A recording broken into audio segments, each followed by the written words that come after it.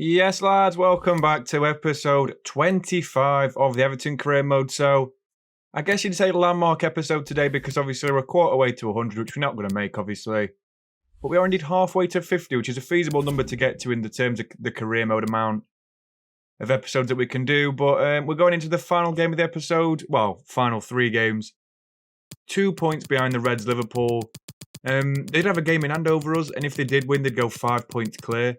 But as you can see right now, they did indeed lose to Leicester City. So really big defeat for Liverpool, but fantastic news for us nonetheless. And we really need to capitalise on that to win the next 2 games. And then we've got Liverpool in the season finale, final episode, the showdown at Anfield. The winner takes all season finale. So we will start with the first game of the episode. And we are against the Saints Southampton. So back at St Mary's, very, very difficult game indeed, as always against Southampton. We'll see the team for us very quickly.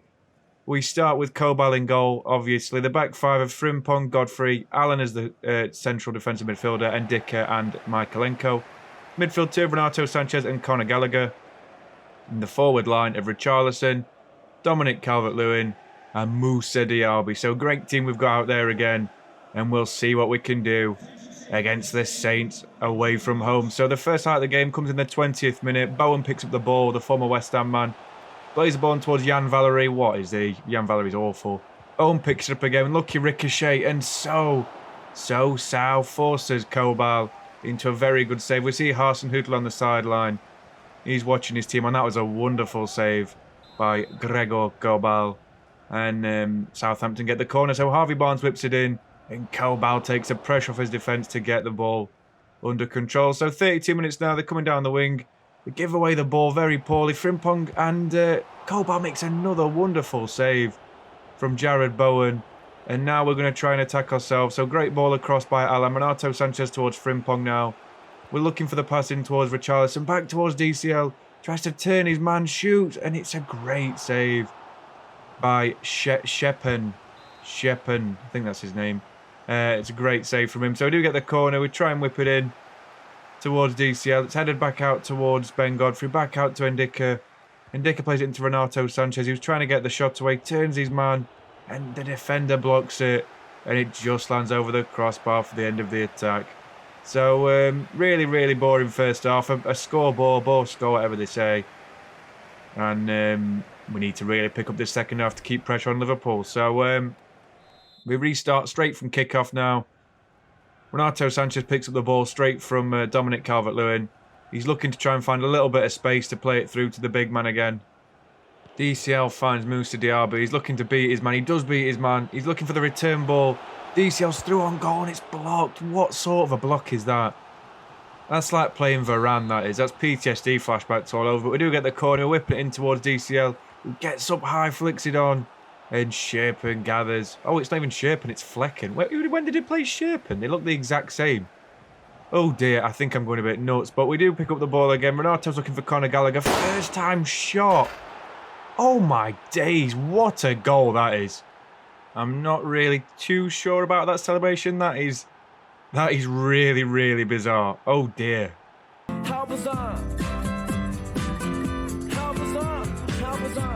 I mean, like, Conor Gallagher, take your hat off, sunshine. I think Frank Lampard and Gerrard would be happy about that. Really, really nice finish. Another assist for Renato, of course, as well. He's been instrumental back in the team. And Gallagher with a wonderful goal to put us 1-0 ahead. Then Southampton will get attack of their own. Sadiq, the former Fulham hitman, comes down the line, looking for the cross in the middle. Finds Barreiro Martins, the Luxembourg international, former Mainz midfielder. Good save from Kobal. We do get an attack ourselves now. Diaby's looking to break.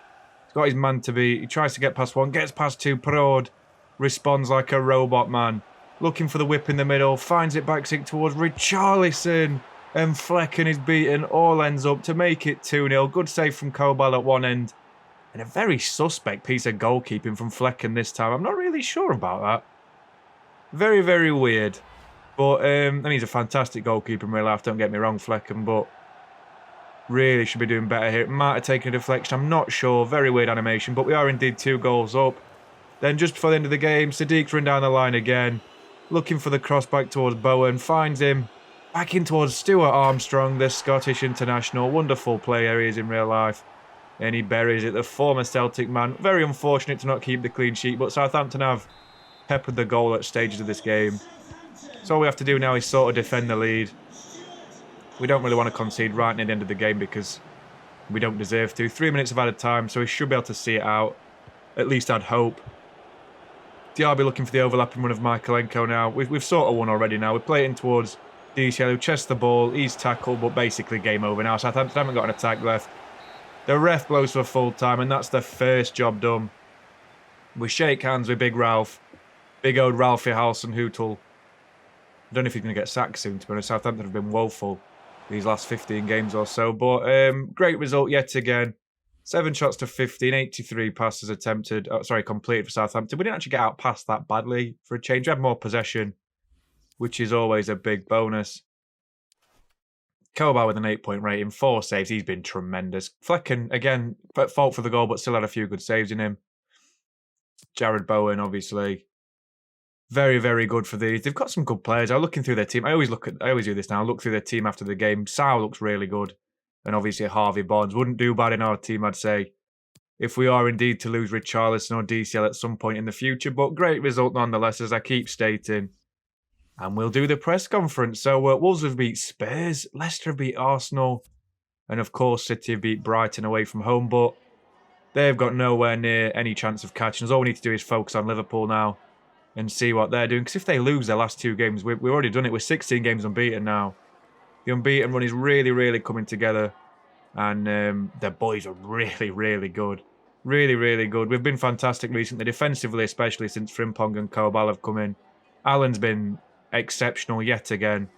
And we'll jump straight into the second game of the episode. So great first one, as I keep stating. And the second one, we're back at Goodison Park. The final game at home this season. And unfortunately, I don't know if we're going to do it yet or not, but Seamus Coleman's contract's running out, and he's going to captain the team today, and it's probably his final game for the club. But we'll start with Kobal in goal. Back 5 of Captain Coleman, Holgate, Zubeldi, Andre Gomez as the holding midfielder, and Callum Stiles as the left wing-back. Renato Sanchez and Dele Alli as the midfield 2, and then Damari Gray, Ryan Kent, and Lucas Nemecha as the strikers. I hate how it positions them, because it puts Stiles in midfield and Ali as the left-back. Very, very weird indeed, but straight from kick-off we give away the ball. David Brooks coming down the line. Ellis shoots, and what a save from Kobal. Back out to Lowe. Quick 1-2. Back out to Ellis again, and Gregor Kobal makes a stunning save as Callum Stiles wipes out the man. That was a big challenge. But look at that save. Oh my days, he's amazing in goal. He's like a big bloody wall. But we do get another chance in the 39th minute ourselves. Coleman's looking for the pass inside. Great pass towards Damari Gray. Into Nemecha. First time shot.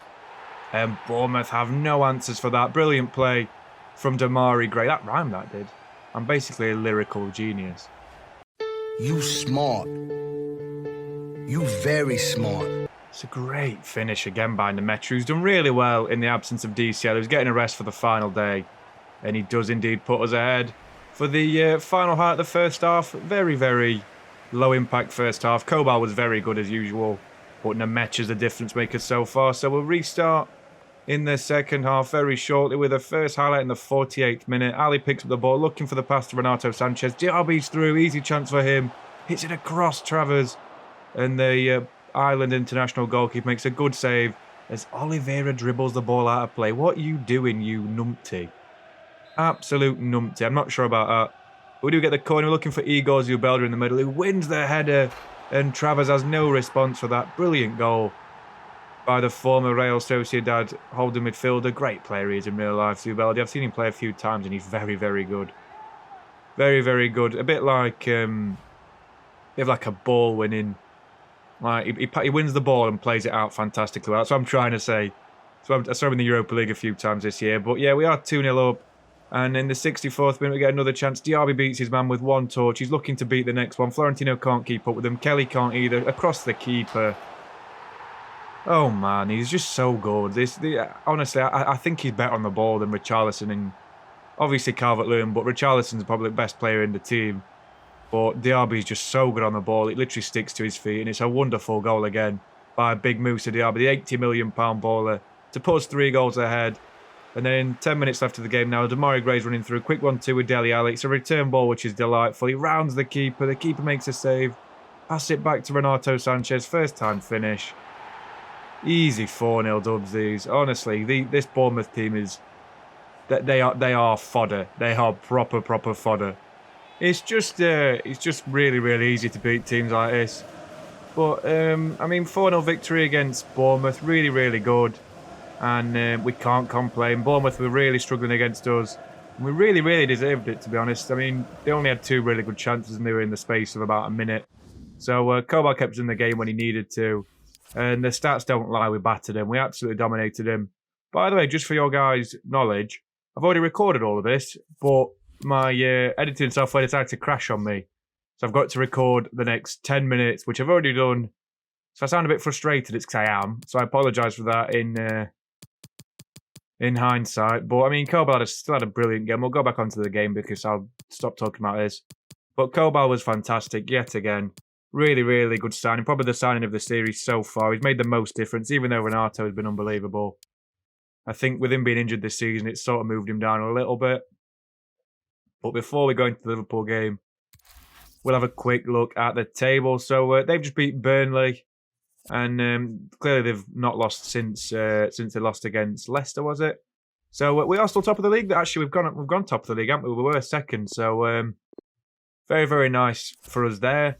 Very, very well deserved as well. We need to keep the pressure on Liverpool because we don't want them to beat us at Anfield and lift the title in front of us. That'll be absolutely heartbreaking.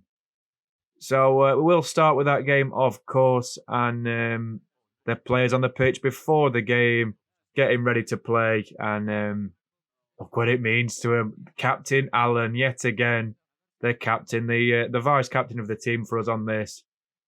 As Coleman will not make this game because Frimpong's just too good to take out the team. And we have got a packed out crowd at Anfield. And as Martin Tyler would say, it's live. However he says it, I'm not really sure. But Virgil shaking hands with the ref, that's going to be important because he always shakes the hands with the ref because they always carry Liverpool. Alisson starts in goal for Liverpool. Trent, Phillips, Van Dijk and Tsimikas as their back 4. Midfield 3 of Marino, Fabinho and Curtis Jones. And the forward line of Salah, Jota and Mane. Pretty much like real life. They have got Di Lorenzo on the bench and Diaz and Firmino. So we'll see our team. Kobal starts in goal. Back 5 of Jeremy Frimpong, Ben Godfrey, Captain Alan, Evan Ndicka and Vitaly Mykolenko. Midfield 2 of Gallagher and Renato Sanchez. Then the trusty trio forward line, Richarlison, Dominic Calvert-Lewin and Moussa Diaby. Let's see what we can do. Mykolenko giving the team talk. I'm not sure they can understand Ukrainian, but we'll see what happens. And we start with the first half of the game. So 13 minutes in, Renato's looking for the pass. Gallagher plays it on towards Calvert-Lewin, and the shot is saved really, really well by Alisson to keep Liverpool level with the scores. So 30 minutes now. Renato Sanchez at the heart of it again. Plays the ball through to Gallagher, who holds his line fantastically well. And he puts us 1-0 up to continue his excellent goal-scoring run. And he doesn't want to celebrate. I don't know why I do that. It looks so weird. It's sort of like jarring to watch it and a little bit game-breaking, but it is what it is. It's not the end of the world. And it's a very, very nice finish by Conor Gallagher to put us 1-0 ahead. And that was the half-time score. Let's keep this. We do not let this slip, boys. We do not let this slip. Famous last words from a Liverpool icon. Let's see how we do in the second half. Very, very good first half nonetheless. But 48 minutes in, Mane plays the ball towards Curtis Jones. It's a quick 1-2 between him and Fabinho. Playing the ball back towards Jota, who shoots first time. And there's no saving that from Gregor Kobal. Very, very disappointing start to the half. Very, very poor start to the half, to be honest. I'm not really sure where to go from here. Not really sure where to go at all. Very, very poor. Straight from kickoff, though. Sanchez plays the ball out wide towards Moussa Diaby. We need to try and get a quick response here. Nathaniel Phillips tries to press him. He turns him easily. Phillips pulls his shirt. Come on, ref. But Alisson makes a save. Surely that took away from the shot. Very disappointing from the referee nonetheless. The 61st minute, Salah picks up the ball a few steps over and he just rifles it into that bottom corner. No saving that from Kobal. A little bit scripted, if you ask me. I don't think my players could do that, so it's a little bit annoying. He's taking a good sniff of the grass here.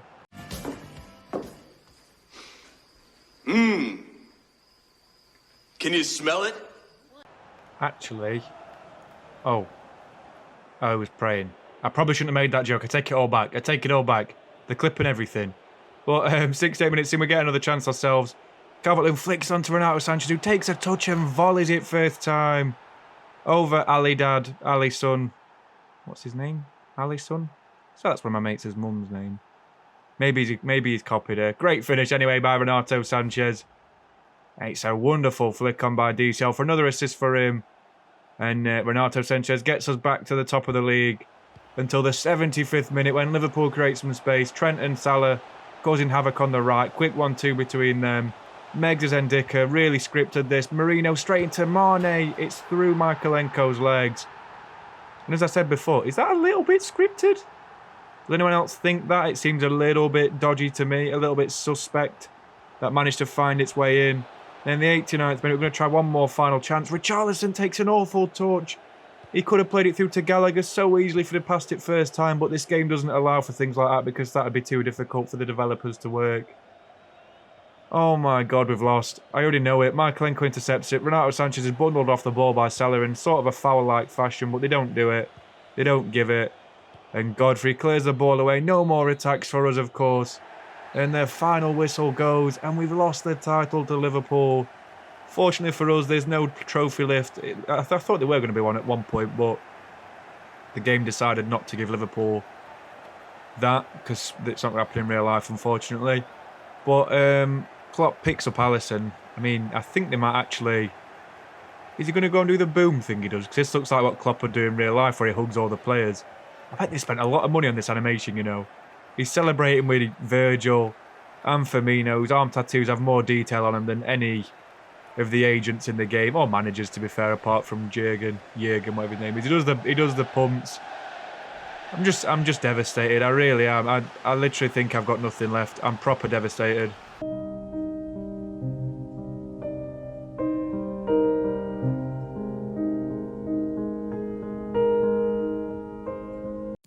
But unfortunately for us, that was the final episode of the series.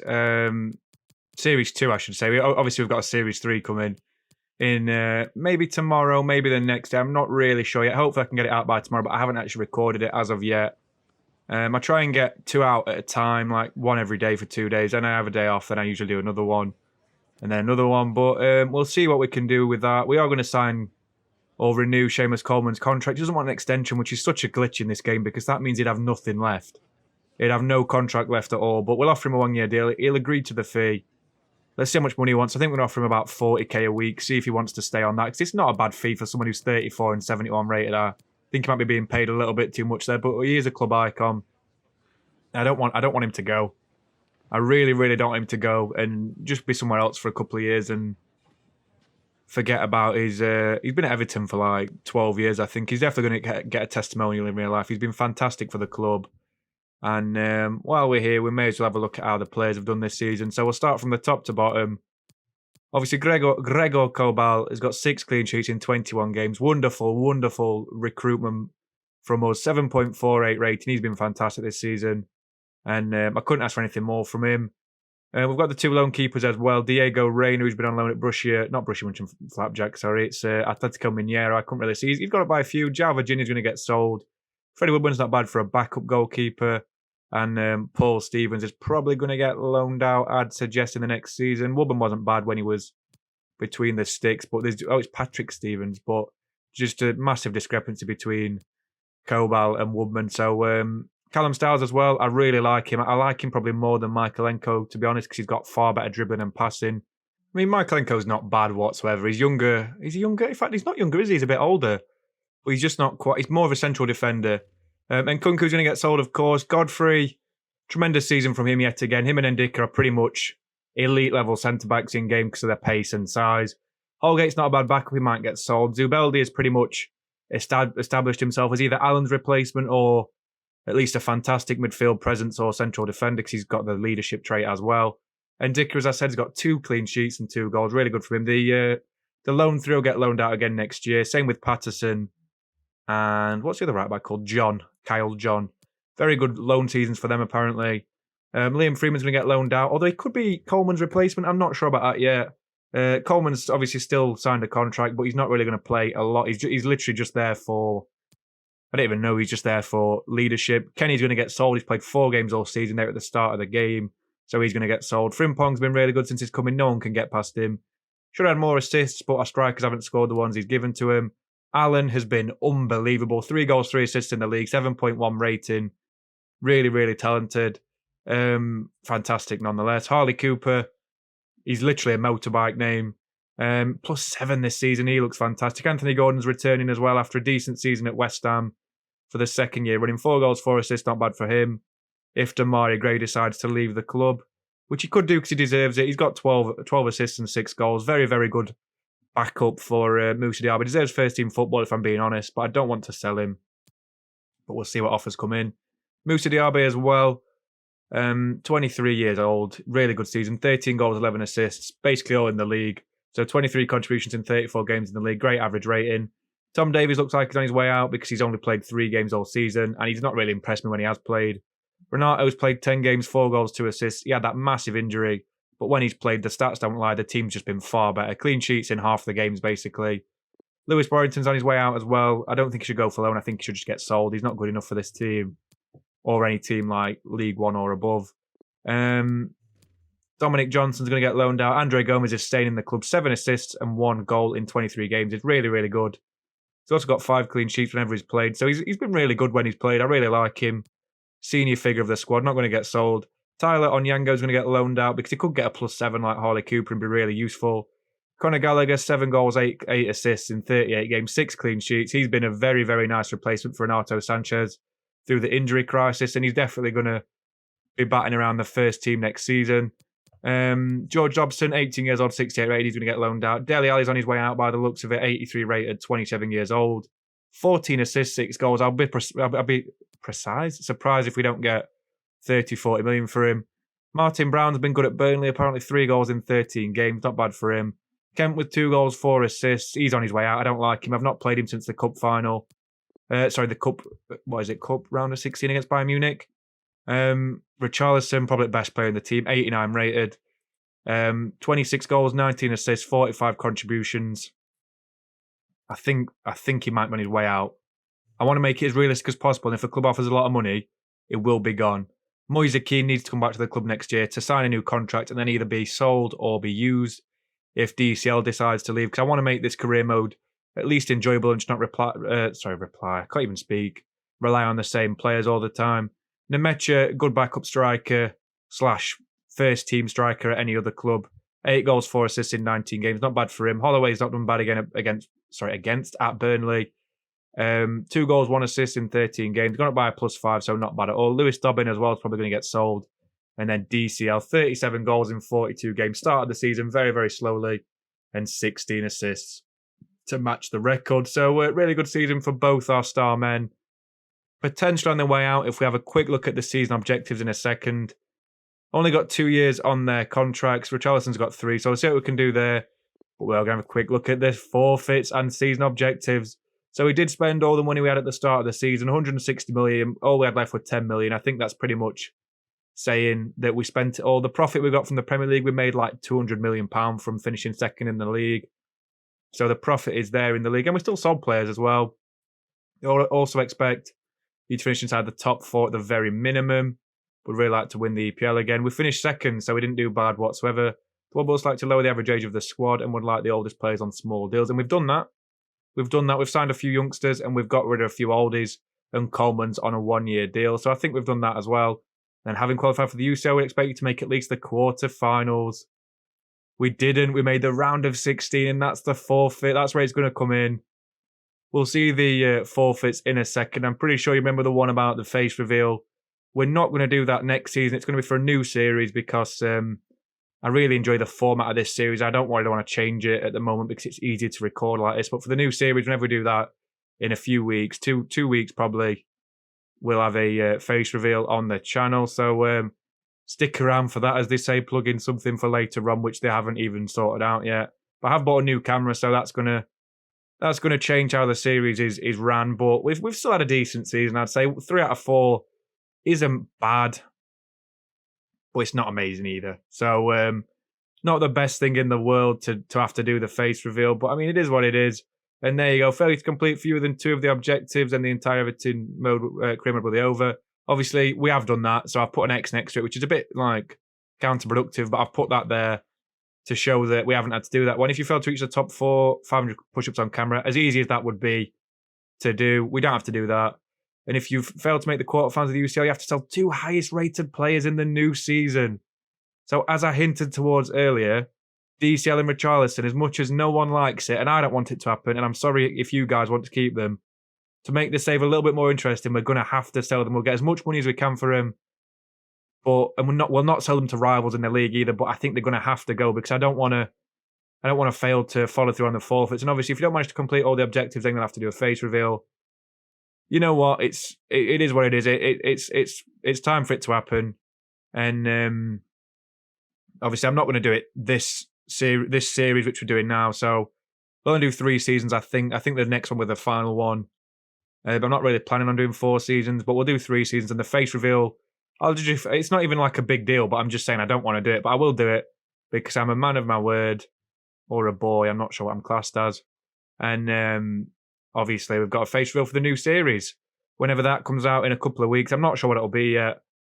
Might be a different bunch of scenarios. We'll talk about it close to the time, and we'll finish off with this season. So we'll have a look at the final league table in the Premier League. Obviously, we have finished second behind Liverpool. Quite a high points total, to be fair. Pretty much what you'd expect. The medium points total of 86 to win the league.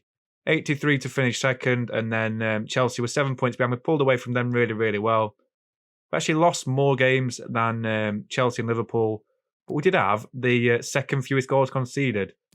Obviously, Man City conceded 38. We conceded 46, along with Chelsea, and Liverpool conceded 50.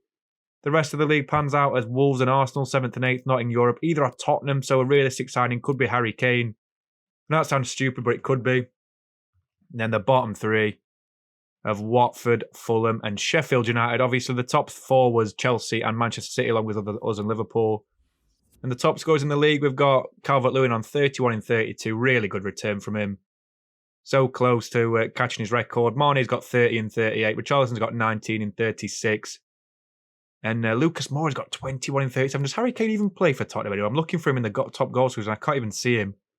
I know Son does, but I can't see Harry Kane whatsoever. So top clean sheets, top assists. Calvert-Lewin and Richarlison are on 15 apiece. Dele Alli's on 12. And then Diaby's on 10. Gray's on 9. And Gallagher is on 8. So really good for them. As Andre Gomes has got 7 as well. So really good assisting season for the boys.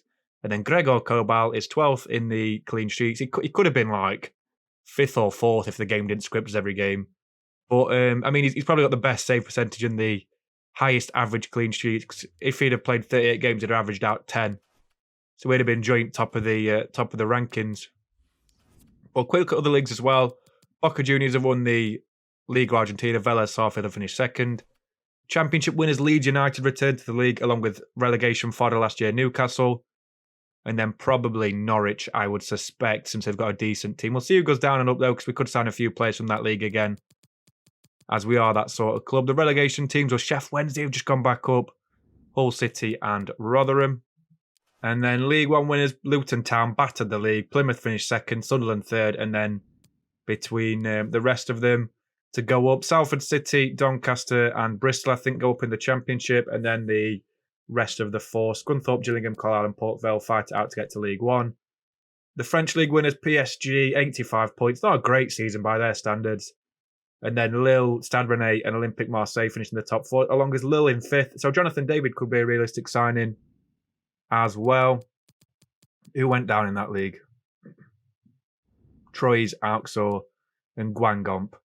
That's definitely how it's said. Bayern Munich in the Bundesliga again, no surprises there. Munchen Flapjack second, Leipzig third, Wolfsburg fourth. 5th and 6th, Leverkusen and Dortmund. So we could sign someone like Florian Wirtz or something like that. Or maybe even Haaland if he hasn't moved yet, because they're well off the pace. And our former team Hertha finished 7th, though good for them.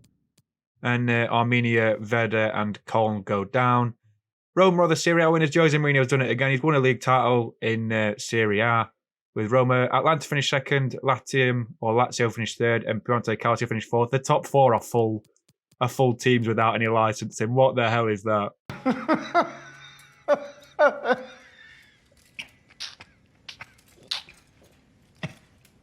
But of course, we do indeed finish off with the Eredivisie and La Liga. And Ajax and AZ run it really tight to see the winners of the Eredivisie. Imagine signing someone like Gravenberch or Ozan Kokcu from Feyenoord. I'm sure I've said his name wrong. And there's a few Eredivisie players we could actually sign.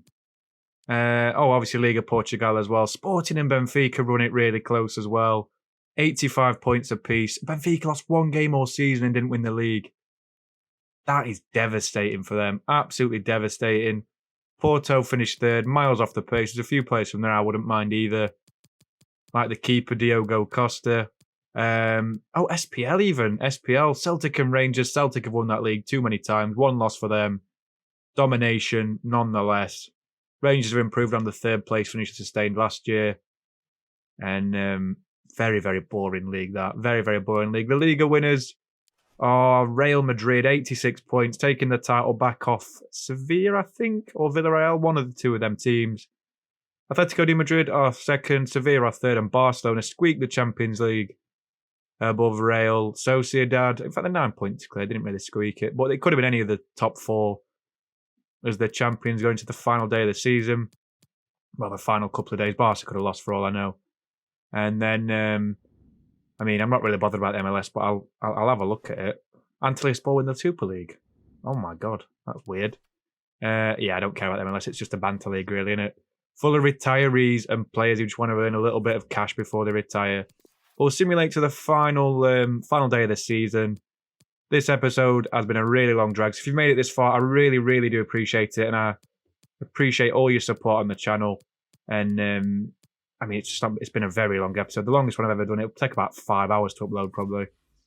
Be out about 12 o'clock tomorrow afternoon. But, we are there. We are at the end of the episode. Asmir Begovic is on his way out. I thought I'd give him a mention on a free contract. Brian Kemp, we've had a few offers for him already, but we're going to wait until the new season to try and sell him. And then we'll see what they have to say to us. Say to us after the season and see what sort of season review they've given us. So, season review, we're able to achieve all our objectives. On the playing side, we believe the team did a satisfactory performance overall. Oh, that's not bad. But to even better next year and believe that you remain the right person to take us forward. Looking forward to working with you again next season. That'd be nice. It'd be cool if they offered us a different job at the end of the season, but this is still cool nonetheless. So that's all we've got for the second season. We've got the new one coming in the next couple of days. So I really appreciate you watching. Please like and subscribe. Catch you next episode of Everton Career Mode. Thank you very much. Cheers.